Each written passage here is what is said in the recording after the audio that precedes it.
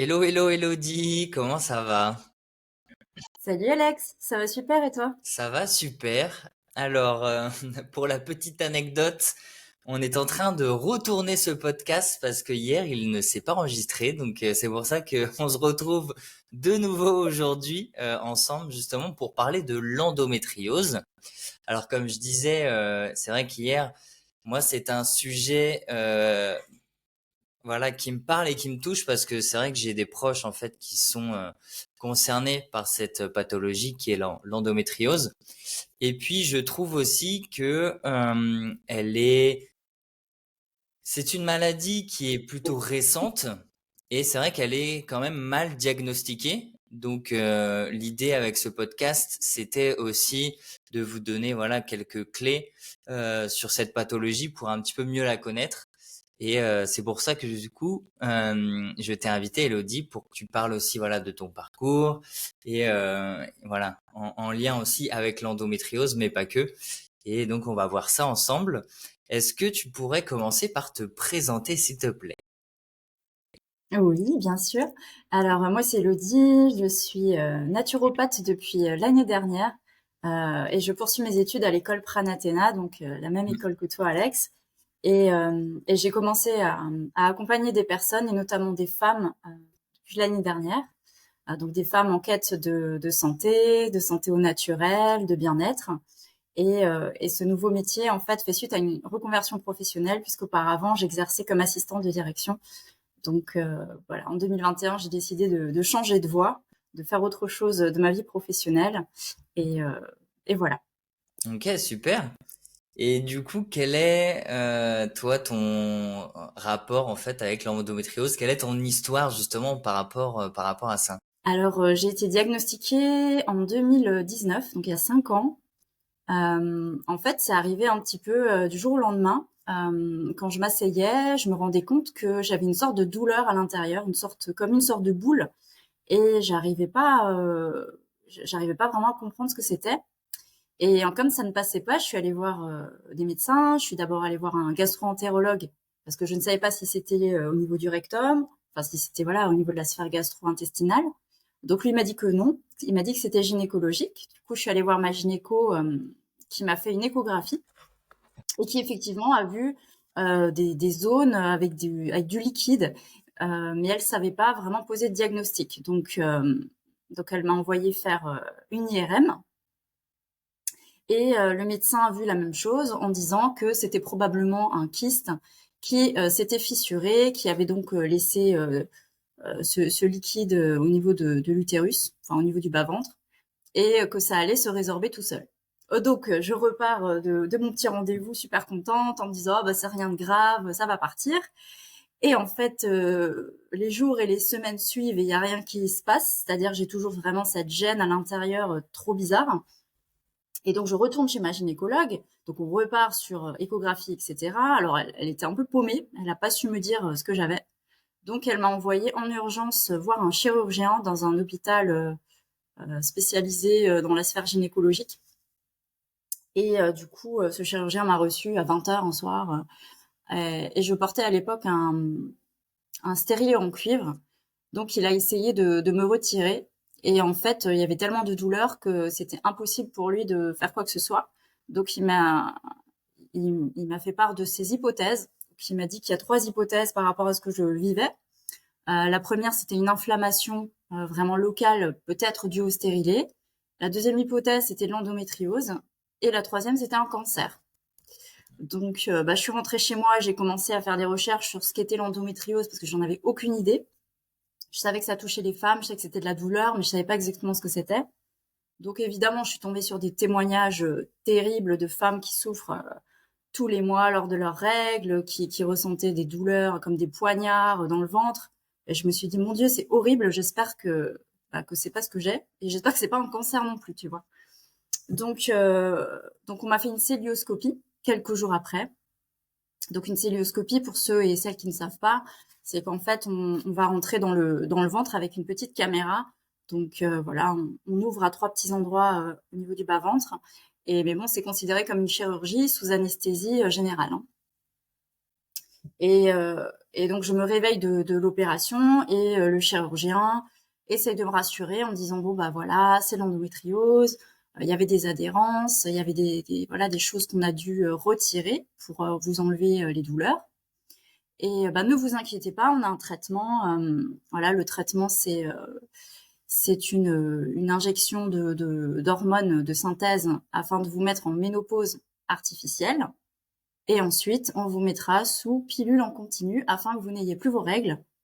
Et puis, comme ça, bah, il y aura pas de risque de récidive. Sauf que moi, auparavant, j'avais vécu une histoire avec la pilule pas forcément très sympa, puisque quand j'étais ado, j'ai pris la pilule Diane 35 pour régler mes problèmes d'acné. Alors, ça a super bien fonctionné, c'est-à-dire que j'avais une peau de bébé pendant de longues années, jusqu'au jour où je décide de l'arrêter, parce qu'on ne peut pas prendre une pilule toute sa vie, on connaît quand même les effets secondaires assez nocifs. Et au moment où je décide de l'arrêter, ben, en fait, toute l'acné revient en puissance 10 000. Et c'est vrai que à l'âge adulte, c'est un peu compliqué de revivre ces moments-là. Donc voilà, j'avais entamé tout un parcours pour me soigner au naturel, et j'avais vraiment réussi à sortir de cette pilule là. Et quand le chirurgien me dit il faut la reprendre pour éviter la récidive, pour moi c'était le chaos quoi. C'était pas possible. Mais il n'avait rien d'autre à me proposer. Tu vois, il y avait pas d'alternative.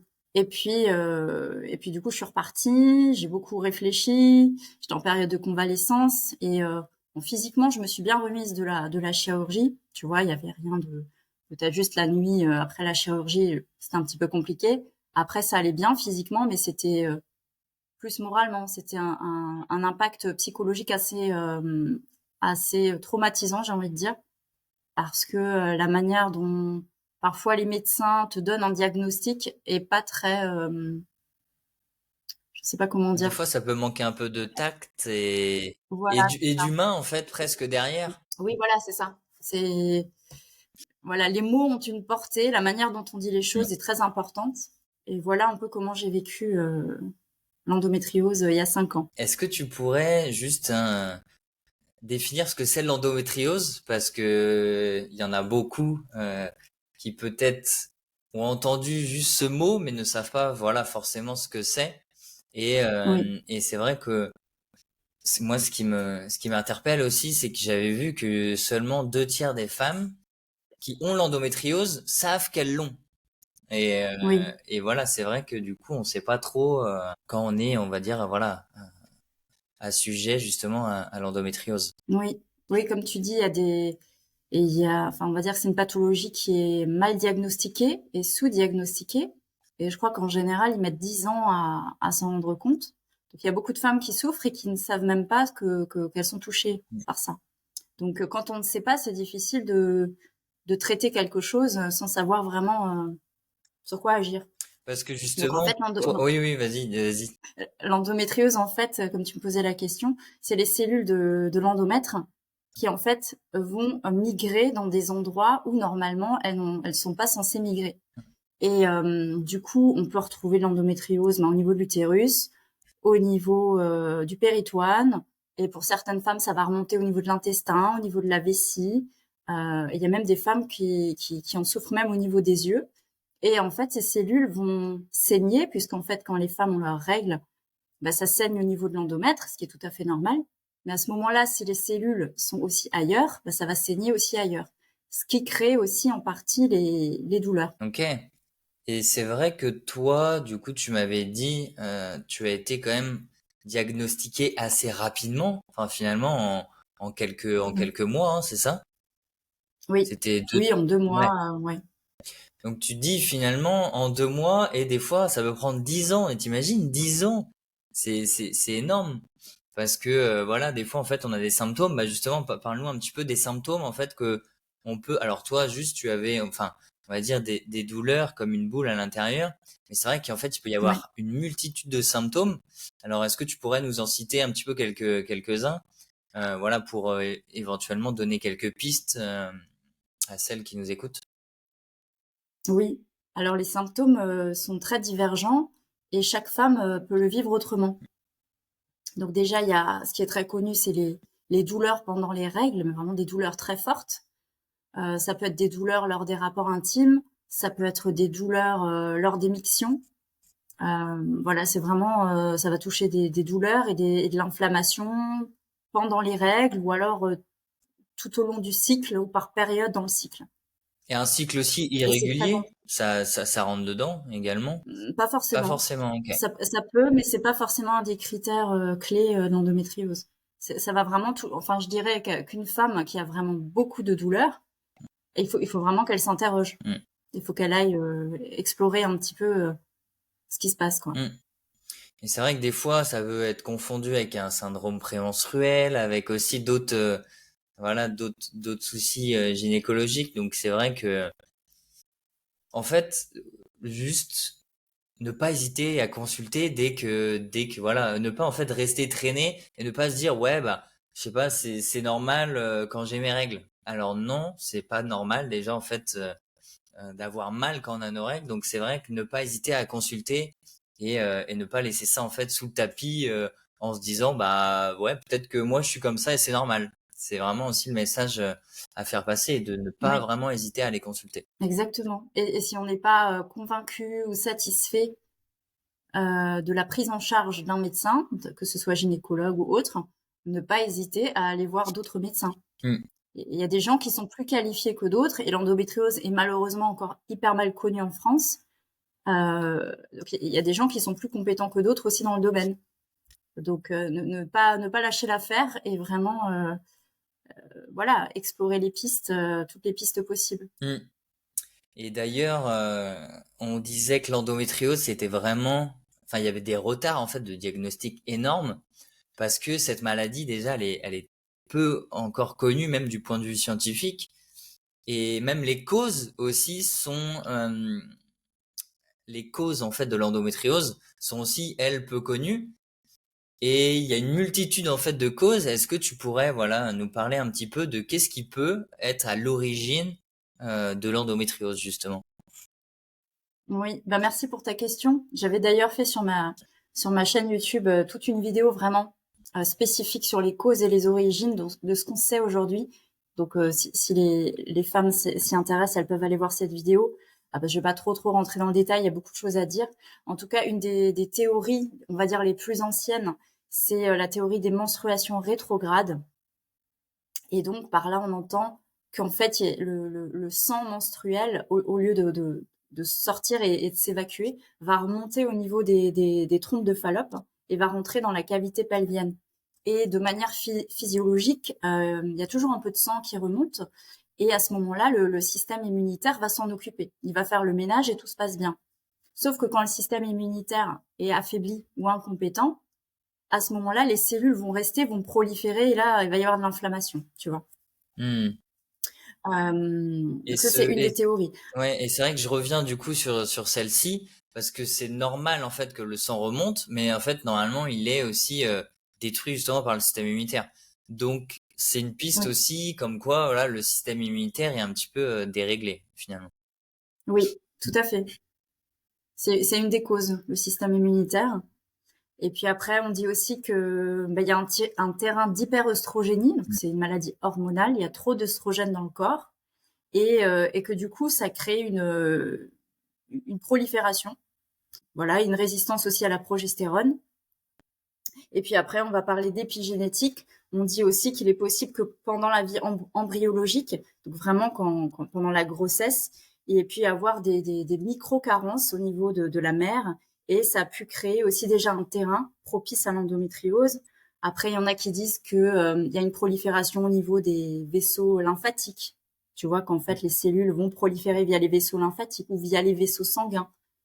Voilà. Ok, mais je connaissais pas justement cette cause intra-utérine et c'est vrai que c'est pour ça qu'on dit bah, qu'une grossesse se prépare finalement et voilà, on va dire un an en fait avant, ça se prépare, on comble voilà toutes les carences, on rééquilibre un peu le système hormonal avant justement d'avoir un enfant pour éviter en fait voilà ce genre de désagréments.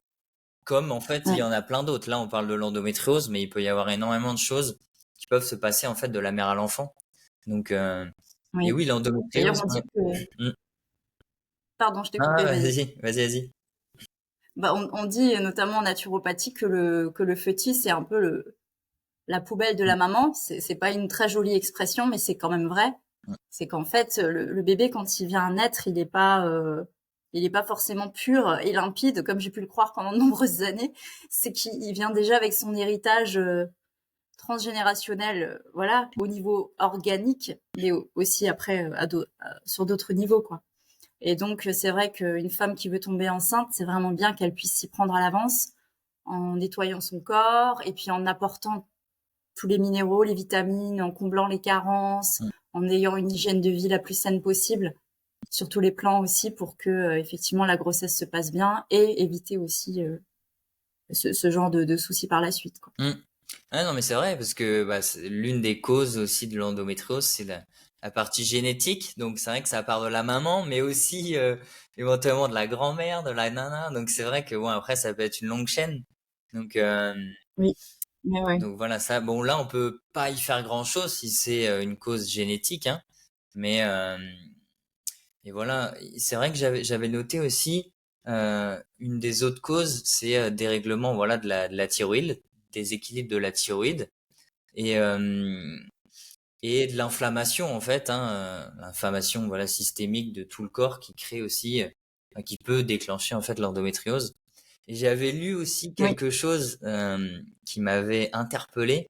Alors je te l'ai lu hier, mais du coup je vais le relire.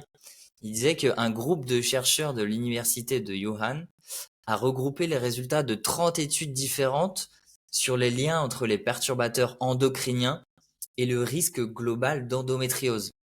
Et justement, en fait, leur méta-analyse, donc c'est en fait un regroupement de plusieurs études qui a identifié des liens clairs entre les perturbateurs endocriniens, les pesticides, les phtalates et un risque accru d'endométriose. Et c'est pour ça que Oui. euh, ça, c'est aussi l'une des causes qui peut engendrer l'endométriose. Alors, est-ce que voilà, tu peux nous citer, parce que c'est vrai que des fois, on entend perturbateur endocrinien, mais qu'est-ce que c'est finalement? Parce que moi, tu m'aurais dit ça il y a 5 ans, perturbateur endocrinien. Tu vois, donc c'est vrai que des fois, on l'entend un Mhm. peu à tout va, mais qu'est-ce que c'est? On va Mhm. un petit peu le définir comme ça aussi pour aider les gens qui Oui. nous écoutent. Un perturbateur endocrinien, comme son nom l'indique, ça va venir perturber nos glandes endocrines, notre système hormonal, puisqu'en fait, c'est des substances étrangères à notre corps qu'on va ingérer par différentes manières et qui vont perturber nos propres hormones. Et donc, ces perturbateurs, on va les trouver en fait dans notre vie du quotidien, tu vois. On va les retrouver dans notre cuisine si on utilise beaucoup de plastique ou des matériaux qui sont pas naturels. Tu vois, cuire des choses au micro-ondes, par exemple, cuire des choses dans du plastique, Les poêles en euh, téflon qui s'éraflent. des poêles Ouais. anti. Voilà, exactement tout ce genre de trucs. Il y a les produits ménagers aussi dans la cuisine, tous ces produits chimiques où on est en contact avec les mains, ou qu'on respire. On s'en rend pas compte, mais c'est vrai que si on utilise tout le temps les mêmes produits, bah, à terme, bah, on s'intoxique un petit peu avec ça. Et puis, il y a tous les produits de la salle de bain. Tout ce qu'on met sur la peau, les gels douche, les shampoings, le dentifrice, les parfums, les crèmes, voilà, tout ce qu'on peut mettre sur notre peau, puisque notre peau absorbe, hein. Et puis il y a les petits vaisseaux sanguins juste sous la peau. Donc un produit que vous mettez sur la peau, on dit il faudrait pouvoir le manger Mm. pour qu'il soit sain, tu vois. Donc utiliser des produits comme des huiles brutes, de l'aloe vera. Enfin voilà, il y a plein de choses qui existent. Et il y a même des marques de cosmétiques aujourd'hui qui utilisent que des produits sains, biologiques, et où il n'y a pas de perturbateurs endocriniens. Mm.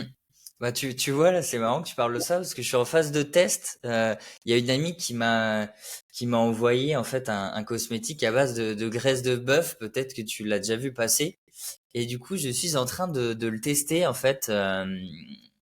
Bah, en fait en tant que crème, mais que tu peux mettre en fait partout. Ça peut être baume à lèvres, ça peut être voilà sur enfin sur le corps, sur les mains.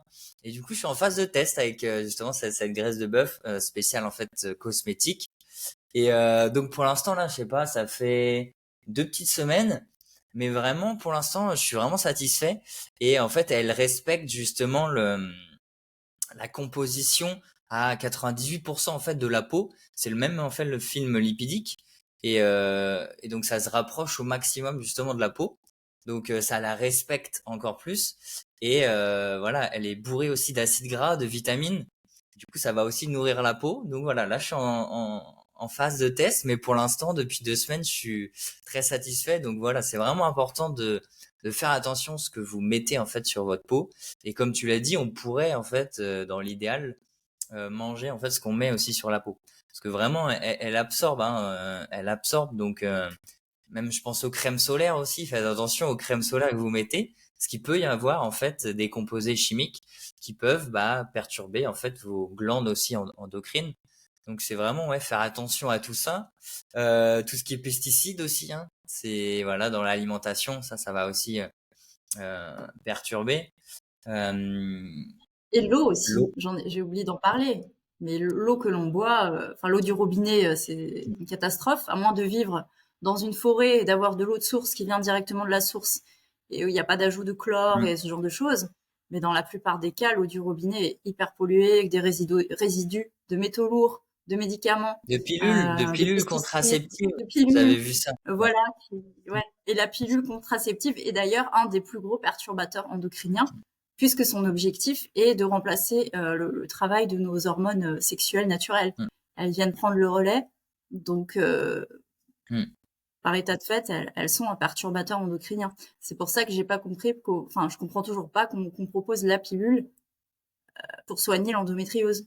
Tu vois, pour moi, c'est un paradoxe. Je ne comprends pas. Malheureusement, on donne la pilule pour beaucoup de maux qu'on peut avoir en première intention, et ça, c'est vrai que ça m'horripile à chaque fois, parce que des fois, on va pas chercher très loin et oh tiens, prenez la pilule, ça ira mieux.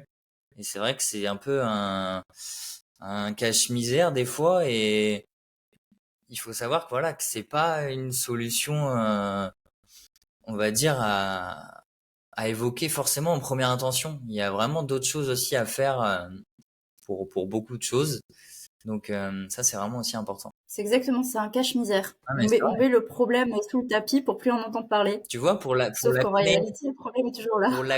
combien par exemple, de dermatos ou même d'autres professionnels de santé préconisent préconisent la pilule, par exemple, pour une jeune ado qui a de l'acné. Et ça, c'est fou. Alors après, c'est normal d'avoir un petit peu d'acné à l'adolescence, mais c'est là où justement on peut se pencher un petit peu sur certains dérèglements hormonaux. Après là, c'est normal parce qu'à l'adolescence tout bouge aussi, mais se pencher aussi un petit peu sur l'alimentation. Qu'est-ce qui se passe? Qu'est-ce qui fait que parce qu'en fait quand on a aussi voilà des boutons un petit peu sur la peau, c'est que la peau aussi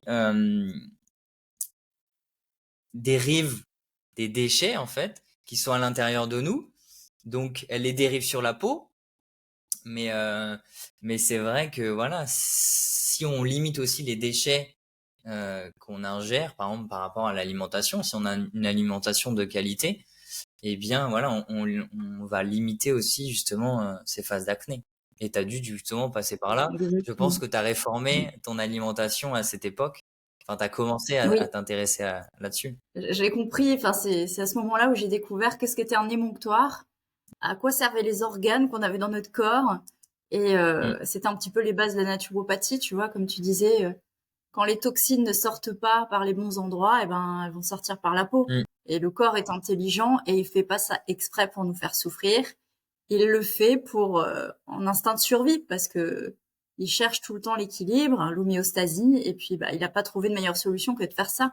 Donc c'est à nous de comprendre ce qui se passe et de mettre en place des actions. Et c'est vrai que dans l'hygiène de vie, tu peux faire tellement de choses qui améliorent la situation. Si j'avais su ça quand j'avais 16 ans, mais mm, je serais pas passée par par tout ce chemin de souffrance, tu vois. mm. Mais c'est ce qui fait aussi que t'en es là aujourd'hui. Donc finalement, Mmh. voilà, de toute façon, c'est tout comme ça, hein. Toutes les épreuves, on va dire, de vie, c'est ce qui nous amène aussi à ce qu'on est là maintenant. Donc Mmh. voilà, bon, si c'était à refaire, je suis même pas sûr que tu voudrais ne pas l'avoir, on va dire, vécu, parce que sinon tu serais pas là la personne que tu es en train de devenir, voilà. Et de faire On aussi. serait pas là en train de Ben, discuter, c'est quoi. ça, c'est ça. Donc bon, finalement, finalement, c'est pas plus mal. Alors j'aimerais aussi qu'on discute un petit peu et qu'on donne voilà quelques pistes pour les gens qui nous écoutent, pour celles qui ont l'endométriose. Voilà quelques pistes pour justement améliorer et soulager voilà cette pathologie. Oui. Alors comme tu disais, effectivement, c'est un terrain inflammatoire. Il y a beaucoup d'inflammation dans le corps. Donc on va déjà essayer de baisser ce niveau en ne pas en rajoutant encore une couche supplémentaire. Donc déjà à travers l'alimentation, on va adopter plutôt une alimentation anti-inflammatoire. Donc on va faire attention à tout ce qui va être gluten, sucre, sucre raffiné, graisse transformée. Voilà, on va faire la part belle plutôt aux végétaux, beaucoup de légumes, biologiques évidemment de préférence, des bonnes protéines, des bons poissons, des bonnes viandes, des œufs, des produits de la mer qui sont riches aussi en micronutriments, ce genre de choses. Et puis on va aider l'intestin et le foie à aller bien. Allez, on va les soutenir. Surtout qu'il y a un lien aussi de l'endométriose avec un microbiote déséquilibré. Donc on va aider l'intestin, le foie, c'est lui qui draine les déchets. Donc s'il y a trop d'estrogène, c'est aussi le travail du foie de nettoyer ses excès hormonaux. Donc si le foie ne travaille pas bien, il va pas pouvoir faire son petit ménage et du coup on va avoir ces dérèglements hormonaux. Et puis on peut faire ça. Et évidemment, le mieux c'est de se faire accompagner par une naturopathe ou un naturopathe. Et puis après, on peut aussi faire par exemple, une petite diète de temps en temps, faire une monodiète d'un seul aliment dans la journée. On peut faire un jeûne de 24 heures si on s'en sent capable. On peut ajouter des jus de légumes à son alimentation, ce genre de choses. Et après, ce qui va être aussi important à côté de l'alimentation, c'est de ramener du mouvement dans sa vie, de faire de l'activité physique, de bouger, d'aller en nature. Puis il y a aussi un gros aspect du stress. En général, c'est une pathologie qui stresse parce qu'il y a des douleurs, on ne sait pas comment on va s'en sortir. C'est un peu le cercle vicieux. Et faut reposer un petit peu le mental et baisser cette charge de stress. Donc moi, par exemple, c'est quand je vais en forêt que je me sens bien. D'autres, c'est voilà quand ils sont en famille ou quand ils vont au bord de la mer ou dans un parc. Donc à chacune de trouver son moyen, de se relaxer aussi, de pas tout le temps courir et être dans l'action. Donc de tous les jours avoir un moment de relax, le soir quand on rentre après le travail ou entre midi et deux. Et puis quand je parlais de mouvement tout à l'heure, c'est aussi important de bouger la zone de l'utérus, c'est-à-dire tout le bassin. C'est souvent une zone qui est comprimée, où il y a de la tension, ça brûle, ça fait mal. C'est important de ramener du mouvement, tu vois, à travers la danse, à travers du yoga. Il y a des postures de yoga qui aident aussi nouveau à ramener de la circulation. Les perturbateurs endocriniens, on en a parlé. Puis il y a aussi évidemment tout le bagage de phytothérapie, micronutrition qu'on va pouvoir utiliser pour baisser l'inflammation, calmer la douleur. Puis il y a des plantes, il y a des minéraux extraordinaires pour ça. Donc là, on touche un petit peu à tout ce qui est organique, on va dire, purement organique. Et puis après, moi, ce que j'aimerais aussi aborder, c'est tout l'aspect des pensées et du mental. Qu'est-ce qu'on se raconte par rapport à ça? J'entends beaucoup de femmes qui vont dire mon endométriose. En fait, c'est pas la nôtre, elle fait pas partie de notre identité. Parce que sinon, c'est comme un peu si on voudrait la garder pour nous, alors qu'on veut s'en débarrasser. Tu vois, c'est un peu paradoxal. Donc, moi, j'ai plutôt vu ça comme un messager, comme quelque chose qui était venu me rendre visite, sans que je comprenne tout de suite pourquoi, et qui vienne nous ramener en fait un message à décrypter, à comprendre. Et si on regarde en décodage biologique, l'endométriose, c'est un petit peu comme faire son nid ailleurs. Tu sais, t'as ces cellules là qui vont aller proliférer là où elles doivent pas. Voilà, c'est faire son nid ailleurs. Et puis on peut se poser des questions sur notre lien avec notre mère. Il peut y avoir un conflit de place en lien avec la maman. Il peut y avoir aussi une question en tant que femme de se demander est-ce que je suis capable d'être mère? Est-ce que je me sens capable d'être une bonne mère? Et puis, on peut aussi avoir peur que son enfant, par exemple, fasse son foyer ailleurs. Par exemple, si on est une femme active et qu'on donne son enfant à garder en crèche, en garderie, à une nounou, on peut avoir ce truc de se dire est-ce que mon enfant va pas faire son foyer là-bas? Et tout ça, c'est inconscient, hein, c'est pas forcément revenu à la conscience. Et donc, ça crée plein de conflits à l'intérieur. Le corps, il va chercher une solution biologique, ce qu'on appelle le décodage biologique. C'est qu'en fait, il n'arrive pas à gérer ce conflit et du coup, il va trouver une solution dans le corps qui va s'exprimer effectivement par par des douleurs, par l'inflammation. Et je trouve que dans ce processus de guérison, de retour au bien-être et au calme, au-delà de l'aspect purement, tu vois, alimentation, mouvement, qui va déjà beaucoup aider, c'est aussi de comprendre pourquoi je suis touchée, en fait. Qu'est-ce que ça vient me raconter comme histoire? Est-ce que c'est déjà arrivé à ma mère, ma grand-mère, mon arrière-grand-mère? Quelle est l'histoire de la maternité aussi dans cette lignée de femmes? Est-ce que je ne porte pas quelque chose de transgénérationnel qui peut-être ne m'appartient pas? Mm. Et moi, j'avais fait ce travail aussi psychothérapeutique, on va dire, pour m'aider à comprendre et aussi à me détacher du pronostic qui avait été fait par les médecins. Parce qu'on m'a dit, tu vois, il y a un diagnostic, vous êtes atteinte d'endométriose, ok, c'est un constat, c'est un fait, il faut l'accepter. C'est comme ça, il n'y a pas de... Tu vois, si tu le rejettes, tu vas pas pouvoir guérir. Donc, ok, j'accepte ce constat. Par contre, il y a un pronostic qui a été fait qui dit, si vous ne reprenez pas la pilule, vous allez faire récidive. Et moi, j'étais vraiment dans cette peur terrible de me dire, mais je ne veux pas récidiver et je ne veux pas de pilule. Mais c'est quoi? Qu'est-ce qui reste comme solution? Et donc, de se détacher aussi de ce que peuvent dire certains médecins qui sont issus de certaines statistiques, mais qui ne sont pas non plus une vérité vraie dans tous les cas. Mm. Et donc, déjà, croire en la guérison et croire que c'est possible de faire autrement, ça shift déjà le mental. Et donc, tes cellules, hein, parce que tes cellules, elles comprennent ce que tu te racontes, hein, elles intègrent tout ça. Donc, de shifter son mental vers qu'est-ce que je veux, en fait. Qu'est-ce qu'il peut y avoir d'autre comme solution pour moi?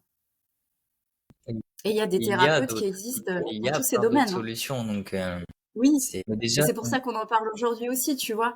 Parce que c'est vrai que quand moi je faisais mes premières recherches, je tombais sur beaucoup de témoignages, mais des témoignages de souffrance, de peine, et moi je voulais pas rester là-dedans. Moi ça me convenait pas. Donc c'est important qu'on en parle aujourd'hui aussi pour donner ce message d'espoir qu'en fait on peut faire autrement. Mm. Oui, carrément. Et comme tu dis, ouais, pas rester sur ce que on nous a dit enfin ou ce qu'on a entendu. Et c'est vrai que on peut aussi se créer, on va dire, un peu son propre chemin de guérison en allant un petit peu explorer un petit peu là tout ce qu'on a évoqué et d'aller ça c'est intéressant vraiment d'aller chercher pourquoi c'est arrivé et d'essayer un petit peu de comprendre voilà et de comprendre un petit peu son corps. Et déjà, c'est aussi se réapproprier son corps, hein, parce que c'est vrai que, bon, maintenant, c'est vrai qu'aujourd'hui, la plupart des gens sont détachés en fait de leur corps, de leurs sensations. Donc c'est vrai, c'est aussi l'idée, c'est d'aller le comprendre et d'aller, voilà, chercher qu'est-ce qui se passe à l'intérieur de nous. Et il faut savoir que ça va pas être rapide. Après, ça dépend des gens, mais c'est vrai que on passe par aussi plein de phases. C'est normal. Ça fait aussi partie de la guérison, hein, j'ai envie de dire, de passer voilà par toutes ces phases. Mais c'est vrai que non, il y a plein de solutions. Donc comme on l'a dit, hein, voilà, faire d'alimentation, repartir voilà sur un petit peu de sport. Ça c'est vraiment important. Limiter l'entrée des toxines hein, dans notre corps. Et c'est vrai que je repense à ça du coup parce que l'une des causes aussi de l'endométriose, c'est une carence en acides gras. Donc tu as parlé du coup enfin de poissons gras. Ça c'est vraiment important aussi d'accès à son alimentation au maximum sur les EPA DHA avec voilà tout ce qui est oméga 3 donc les poissons gras finalement ou alors une complémentation hein. Mais c'est ce qui va Oui. aussi faire baisser l'inflammation et de tout votre corps hein. Ça va vous servir oui pour l'endométriose mais finalement aussi pour tout votre corps. Donc ça c'est vraiment essentiel parce que ça a été l'une des causes évoquées dans l'endométriose voilà des carences en acides gras. Donc ça c'est vrai que voilà vraiment Et on n'a pas besoin d'attendre d'être malade, effectivement, pour consommer des poissons gras ou des oméga 3 en complémentation. Mm. Parce qu'on agit en prévention. Ah oui oui c'est clair. Est-ce que je pense à autre chose mais c'est vrai que ah oui, il y avait une autre piste aussi, ça que j'avais vu dans l'endométriose également. Il y a une piste qui est d'essayer en fait l'alimentation pauvre en FODMAP. Ça, je l'avais vu aussi également. Donc voilà, ça peut être aussi encore une piste à explorer de votre côté. Mais c'est vrai que voilà, l'idéal c'est de se faire accompagner parce que chacune est différente et c'est vrai que au lieu un petit peu d'aller tâtonner, d'aller regarder voilà sur internet, le mieux c'est de bien s'entourer et voilà de ça nous permet aussi d'avoir des clés justement pour pouvoir se sentir mieux. Et on peut se sentir mieux, ce n'est pas une fatalité. Ça, c'est vraiment bah, voilà le message que j'aimerais, enfin que j'aimerais voilà faire vraiment passer. C'est ce n'est pas une fatalité et ce n'est pas normal d'avoir mal. Même quand j'entends, moi souvent, que ce soit en consultation ou voilà autour de moi, des femmes qui trouvent normal d'avoir mal lors de lors de leurs règles. Et non, ce n'est pas normal d'avoir mal. Enfin, c'est vrai qu'en fait, on a tellement banalisé le fait d'avoir mal X jours avant, d'avoir mal pendant, d'avoir mal X jours après, que et puis même, tu sais, on entend ah même je sais pas quand quelqu'un est un peu sur les nerfs, oh, elle doit avoir ses règles, tu vois. On a tellement non mais c'est vrai, on a tellement banalisé euh, le fait, tu vois, d'avoir cette souffrance, ces changements d'humeur que la femme se dit c'est normal, alors que non, Mm. ce n'est pas normal, tu vois. Par exemple, d'avoir mal. Voilà, après c'est normal de sentir qu'il y a quelque chose qui bouge dans notre corps lors des menstruations, mais c'est pas normal d'avoir des crampes, des douleurs, voilà, intenables avant, pendant et après. Donc Il y a des femmes, t'imagines, qui doivent rester à la maison, qui ne peuvent pas aller travailler tellement elles ont mal. Ce n'est pas normal. mm, Il y a un problème, mm, quoi. Ou qui se tordent de douleur, ou qui prennent plein d'anti-inflammatoires. En fait, ça devrait. C'est vrai que c'est un moment un peu charnière, hein, les règles pour une femme. C'est vrai que t'as un petit peu l'humeur qui change, t'es peut-être un peu plus sensible, t'as plus envie d'être en mode cocooning, t'as pas tellement envie de sortir. Et ça, ça fait partie du cycle, on va dire. Ce qui n'est pas normal, c'est vraiment des symptômes hyper forts, ouais. quoi, hyper exagérés. Non, bien sûr. Oui, oui. Après, c'est normal de fluctuer, même durant, en fait, tout votre cycle. C'est vrai que en fait, il y a des pics aussi. Il y a des hormones hein, qui changent donc en fonction du cycle. Donc c'est bien sûr, c'est normal d'avoir.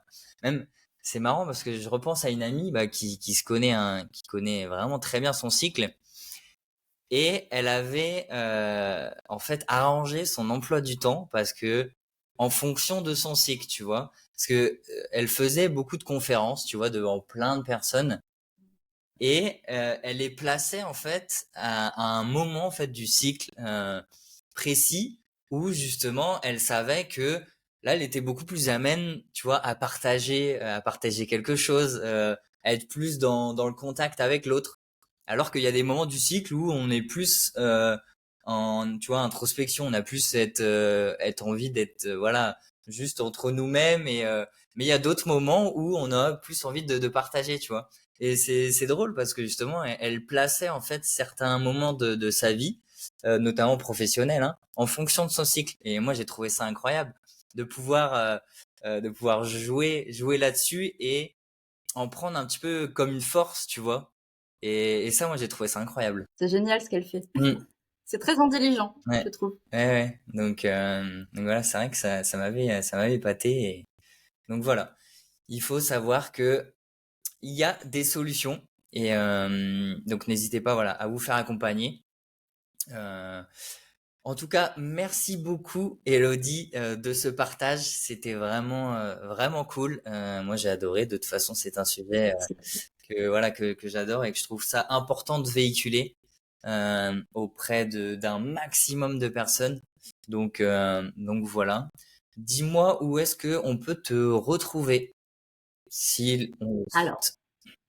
on peut me retrouver sur ma chaîne YouTube et également sur mon Instagram, elodie.naturo. Je t'enverrai les liens, comme ça tu pourras les mettre sous la vidéo. Ok, super, il n'y a pas de souci, je mettrai tout ça. Un grand merci et puis bah, je te dis à la prochaine et je te souhaite une belle journée, Elodie. Ciao, ciao. Merci à toi Alex, à bientôt. Ciao.